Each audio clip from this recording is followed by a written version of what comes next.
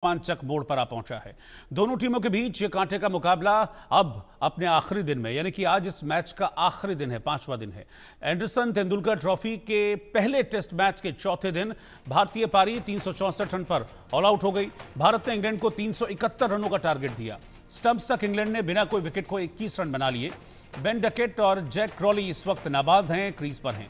अब भारत को मैच में जीत हासिल करने के लिए इंग्लैंड की टीम को ऑल आउट करना होगा, तो वहीं इंग्लैंड को जीत हासिल करने के लिए 371 रन का लक्ष्य बनाना होगा, यानी कि 350 रन अभी और हैं बोर्ड पर सामने इंग्लैंड के, जो चेस करने इंग्लैंड को अगर ये टेस्ट मैच जीतना है। तो टेस्ट मैच में आज हल्की बारिश हो सकती है, जिसकी संभावना 25 से 30% के आसपास है। हालांकि ये बारिश इतनी भारी नहीं होगी कि ज्यादा देर के लिए खेल रोका जाए। तो ये माना जा रहा है कि आज नतीजा जरूर आएगा, क्योंकि आखिरी दिन है, अभी पूरे दिन का खेल बाकी है। तो ऐसे में ये टेस्ट मैच ड्रॉ होगा, इस बात की संभावना काफी कम नजर आ रही है।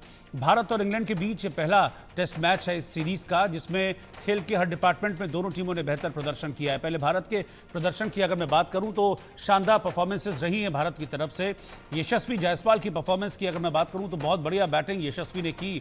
101 रन यशस्वी ने बनाए, शुभमन गिल ने 147 रन बनाए, ऋषभ पंत ने 134 रन, फिर एक और शतक ऋषभ पंत ने जड़ा 118, फिर केएल राहुल 137 रन बनाए। यानी कि दो पारियों में भारत की तरफ से कुल 5 शतक इस टेस्ट मैच में आए हैं। तो भारत ने अपनी मजबूत बल्लेबाजी को दिखाया है, कितनी डेप्थ है भारत की बैटिंग में, वो इस टेस्ट मैच में भारत के बल्लेबाजों ने दिखाया है। अब मैं आपको दिखाता हूं कि विदेश में टेस्ट की दोनों पारियों में शतक लगाने वाले जो भारतीय हैं वो कौन कौन है, क्योंकि इस मैच में ऋषभ पंत ने ऐसा किया है। किस देश में किस खिलाड़ी ने ऐसा कमाल किया है ये मैं आपको बताता हूं। ऑस्ट्रेलिया में विजय हजारे ट्रॉफी में 1948 में सुनील गावस्कर ने सेंचुरी लगाई थी अगेंस्ट वेस्ट इंडीज। फिर उसके बाद पाकिस्तान में सुनील गावस्कर ने सेंचुरी लगाई पाकिस्तान के खिलाफ। फिर वापस सुनील गावस्कर ने 1978 में ये कारनामा कर दिखाया था। 1978 में अगेंस्ट पाकिस्तान ये सेंचुरी दो सेंचुरी लगाई थी दो पारियों में। इसके अलावा राहुल द्रविड़ ने 1999 में न्यूजीलैंड के अगेंस्ट, और ऋषभ पंत ने अभी ये जो test match running test match है इसमें ये कमाल किया है। पहली पारी में भी सेंचुरी लगाई और सेकंड इनिंग्स में भी ऋषभ पंत के बल्ले ने सैकड़ा जड़ा है। तो ऋषभ पंत भी उस एलीट क्लब में शामिल हो गए हैं जिसमें सबसे ज्यादा इस तरह के रिकॉर्ड सुनील गावस्कर के नाम है। लेकिन ऋषभ पंत भी अब इस एलीट क्लब में शामिल हो गए हैं जहां पर विदेशी धरती पर दोनों पारियों में किसी टेस्ट मैच की सेंचुरी लगाई हो। आउटस्टैंडिंग बैटिंग परफॉर्मेंस रही है भारत की इस पूरी टेस्ट मैच के दौरान। पहले या तो शुभमन गिल और यशस्वी जायसवाल रहे हों जिन्होंने पहले दिन ही बहुत शानदार तरीके से बैटिंग की थी और भारत को एक मजबूत सिचुएशन में पहुंचाया था। लेकिन यहां से इस सिचुएशन से ये मैच किस ओर जाता हुआ दिख रहा है, इस पर हम चर्चा करेंगे अपने क्रिकेट एक्सपर्ट और इंडिया न्यूज़ के एडिटर स्पोर्ट्स मनोज जोशी जी इस वक्त साथ में जुड़ गए हैं। मनोज जी, अभी ये जिस सिचुएशन पर ये टेस्ट है, लास्ट डे है, 10 के 10 विकेट अभी इंग्लैंड के हाथ में हैं और पूरे दिन का खेल बाकी है। ये मैच किसी फैसले की तरफ जाएगा ऐसा लगता है? आज रिजल्ट आएगा, ड्रॉ की संभावनाएं कम दिखती हैं।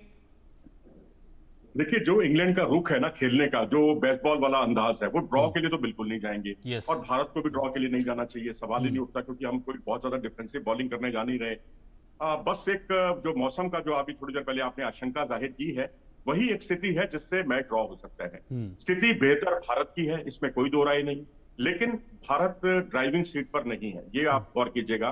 ड्राइविंग सीट होता है कि अगर आप बिल्कुल मैच मुट्ठी में हो, उस तरह की स्थिति नहीं है। लीड्स जो है, हेडिंग्ले लीड्स दुनिया का अकेला ऐसा ग्राउंड है जहां खेल जैसे जैसे आगे बढ़ता है बल्लेबाजी के लिए अनुकूल होती जाती हैं स्थितियां। इसीलिए यहां पर आप देखेंगे 300 350 रन चेज होते रहे हैं। अभी 3 साल पहले की बात है, हालांकि स्टेडियम ये नहीं था, बर्मिंघम का मैदान था, और भारत जो है पिछली सीरीज 2021 की सीरीज में 2-1 की बढ़त बनाए हुए था।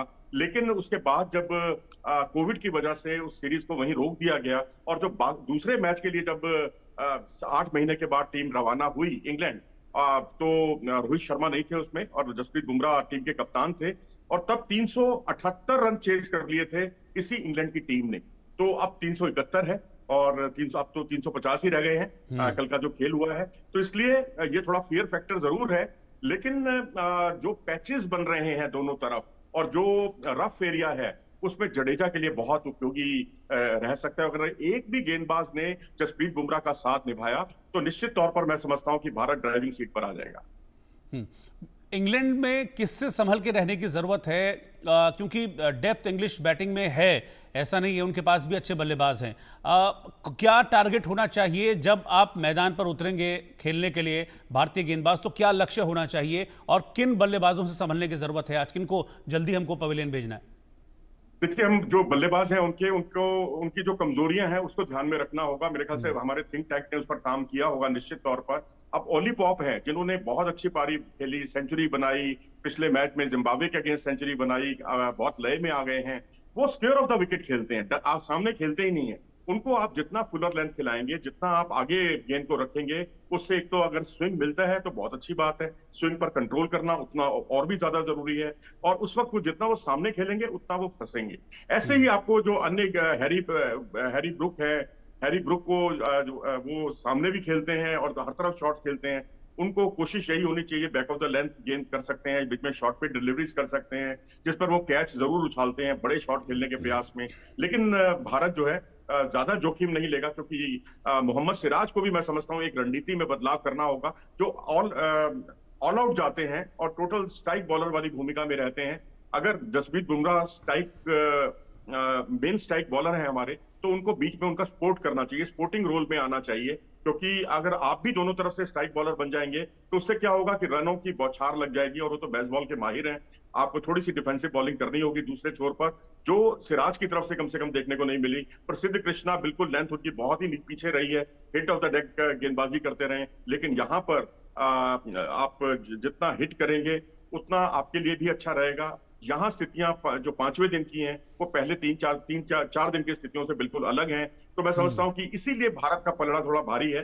बेशक यहाँ बल्लेबाजी के अनुकूल है सब कुछ मामला, लेकिन जो रफ पैचेस बने हैं उस पर जडेजा और हिट द डेक गेंदबाजी करने में प्रसिद्ध कृष्णा, इन दोनों में से अगर एक का भी साथ बुमराह को मिल गया तो मैच हम जीत सकते हैं। अन्यथा कहीं बर्मिंघम वाली जो त्रासदी मैं कहूंगा, जिसमें हम 378 रन उन्होंने चेज कर लिए थे और हम बड़ी उम्मीद से उस मैच के परिणाम का इंतजार कर रहे थे, और मैच जो है इंग्लैंड के पक्ष में गया था जी। क्या होम कंडीशंस का फायदा आपको लगता है कि इस तरह की सिचुएशंस में मिलता है किसी टीम को? जी हाँ, बिल्कुल, क्योंकि इंग्लैंड जो है अभ्यस्त है। वहां पर होम कंडीशन जो है इंग्लैंड की, उनमें जितना उनके गेंदबाज अभ्यस्त हैं। अब देखिए, उनकी दोयम दर्जे की ये गेंदबाजी है। मैंने इंग्लैंड को इतनी कमजोर गेंदबाजी के साथ उतरते हुए पहले कभी नहीं देखा। अब देखिए, एंडरसन और ब्रॉड इतना अपना काम कर देते थे। एंडरसन तो हमारे विराट कोहली के लिए बहुत परेशानी का सबब बने, सचिन तेंदुलकर के लिए बहुत परेशानी का सबब बने। स्टुअर्ट ब्रॉड जो है वो भी एक खतरनाक उनका वेपन हुआ करते थे। अब कोई भी नहीं है उनमें। अब तो मार्क वुड भी नहीं है, जोफ्रा आर्चर भी नहीं है, और जो तीसरे और चौथे कैटेगरी के जो गेंदबाज थे वो अब उनके मुख्य स्ट्राइक बॉलर बन गए हैं। क्रिस वोक्स की मैं बात कर रहा हूं, जो यूटिलिटी प्लेयर है, जो 8वें नंबर पर आकर वो सेंचुरी भी बना चुके हैं। लेकिन गेंदबाजी में अगर देखा जाए, वो अगर मुख्य स्ट्राइक बॉलर हैं तो आप उनकी गेंदबाजी का अंदाजा लगा सकते हैं। लेकिन जो नए गेंदबाज आए हैं वो हिट द डेक गेंदबाज हैं, चाहे वो उनके टंग हो या फिर दूसरे अन्य गेंदबाज कार्स हों। उनकी गेंदबाजी में वो स्विंग पर कंट्रोल नहीं है। उससे कहीं ज्यादा बेहतर गेंदबाजी भारत की है। लेकिन भारत को अपनी क्षमताओं के अनुकूल खेलना होगा, बुमराह को अच्छा सपोर्ट देना होगा, क्योंकि अकेला चना भाड़ नहीं फोड़ सकता। क्योंकि अकेला, पिछली बार भी मुझे याद है 2021 में 2022 में जो हम मैच हारे थे, बुमराह अकेले पड़ गए थे। दूसरी पारी में वही थे विकेट चटकाने वाले। दूसरे छोर पर ना शमी का साथ उतना मिल पाया था, ना सिराज का साथ मिल पाया था। पहली पारी में अच्छी गेंदबाजी की थी। तो मैं समझता हूं पुरानी घटनाओं से अब सबक लेने की जरूरत है। और जो मैं बार बार वही कह रहा हूं कि जो दरारें पड़ी हैं, क्योंकि भारत ने हैवी रोलर का इस्तेमाल किया है, तो वहां जो दरारें बनती हैं उन दरारों का इस्तेमाल जडेजा के लिए बहुत उपयोगी साबित हो सकता है। मनोज जी, शुरू का 1 आध घंटा मुझे लगता है कि बहुत ज़्यादा इंपॉर्टेंट होगा, और अगर इस 1 आध घंटे में आपने 1 आध 2 विकेट चटका लिए तो एक एज आपको मिल जाएगा, एक लीड मिल जाएगी। नहीं तो फिर वो मेंटली और मजबूत होते जाएंगे फिर अंग्रेज बल्लेबाज, फिर आउट करना मुश्किल हो जाएगा आगे। जी हाँ, बिल्कुल ठीक कहा आपने, क्योंकि अंग्रेज जो बल्लेबाज हैं उनकी मानसिकता यही होती है कि उनको जितना आप पहले 15, 20, 25 गेंदों पर आप उखाड़ दें, आउट कर दें, उतना उनके पैर अगर आप ना जमने दें तो निश्चित तौर पर उसमें भारत को लाभ मिलेगा। लेकिन अगर कोई सेट हो जाता है, जैसे जो रूट है, जो आज तक के इतिहास में इंडिया और इंग्लैंड के बीच में जितनी भी सीरीज हुई हैं, आप ऑल टाइम ग्रेट प्लेयर्स निकाल लीजिए, इतने रन किसी प्लेयर ने नहीं बनाए जो रूट ने बनाए। ना गावस्कर ने बनाए हैं, ना उधर से ग्राम बूच ने बनाए हैं, ना डेविड गोवर ने बनाए हैं। ना भारत की तरफ से भी राहुल द्रविड़, सचिन तेंदुलकर जैसे महान खिलाड़ी हुए हैं, लेकिन इंग्लैंड के अगेंस्ट जो है, लेकिन कहते हैं इतिहास दोहराता है अपने आप को, लेकिन इतिहास नई इबादत भी लिखता है। अगर आप देखें तो जो काम केएल राहुल ने कर दिया, जो काम ऋषभ पंत ने कर दिया, जो पहले कभी नहीं हुआ था। ऋषभ पंत जो है दूसरे विकेट कीपर हैं, दुनिया के दूसरे ऐसे विकेट कीपर हैं एंडी फ्लॉर के बाद, जिन्होंने दोनों पारियों में सेंचुरी बनाई। केएल राहुल को अगर आप देखें तो उन्होंने जो है 3 सेंचुरी इंग्लैंड में बनाने वाले पहले भारतीय बन गए हैं वो। इससे पहले जो है गावस्कर से लेकर तमाम दिग्गजों का रिकॉर्ड उन्होंने तोड़ा। लेकिन अब क्योंकि बारी है गेंदबाजी की, तो अब गेंदबाजी पर मुकम्मल तौर पर मैं कहूंगा कि आपको लेंथ जो है, अपने जितनी गेंद आप आगे रखेंगे, गेंद को स्विंग कराएंगे, उतना अच्छा रहेगा। अगर ओवरकास्ट कंडीशन के चांसेस हैं तो उसका निश्चित तौर पर फायदा भारत को होगा, इंग्लैंड को नहीं होगा। 350 रन, ये 500 रन से कम नहीं है, क्योंकि इन कंडीशंस में रन बनाना बहुत मुश्किल होगा। तो मैं समझता हूं कि जैसा अभी आपने कहा, शुरू के 2 या 3 विकेट भारत चटका लेता है जल्दी पहले घंटे में, तो मैं समझता हूं फिर तो भारत जो है बेहतर नहीं बल्कि ड्राइविंग सीट पर होगा। ठीक है, बहुत बहुत शुक्रिया मनोज जोशी जी साथ में जुड़ने के लिए।